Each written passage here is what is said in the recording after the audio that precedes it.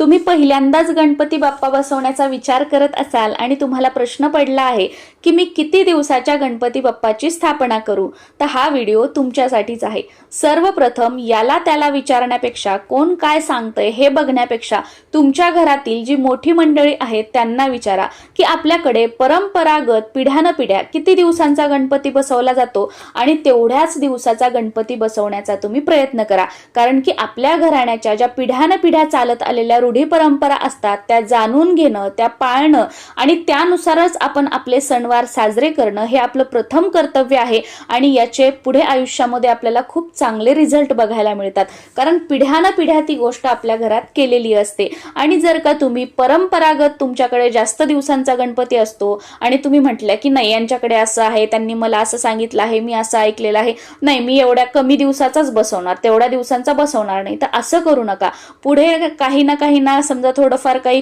अशुभ गोष्टी किंवा आपल्या लाईफमध्ये काही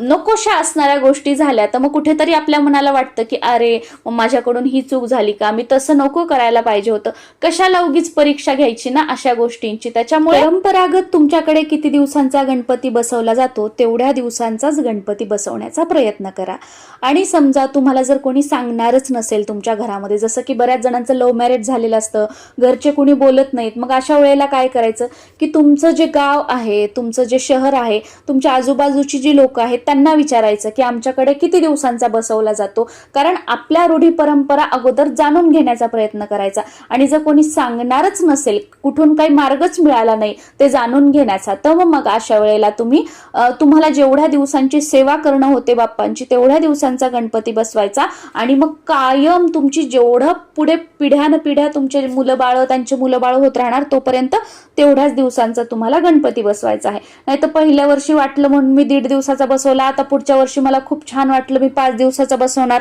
त्याच्या पुढच्या वर्षी 10 दिवसांचा बसवणार, तर असं नसतं। तुम्ही सुरुवातीला जेवढ्या दिवसांचा गणपती बसवता तीच प्रथा तुम्हाला कायम आपण जोपर्यंत आहोत किंवा आपला जोपर्यंत वंश आहे तर पिढ्यानपिढ्या ती परंपरा जोपासायची असते।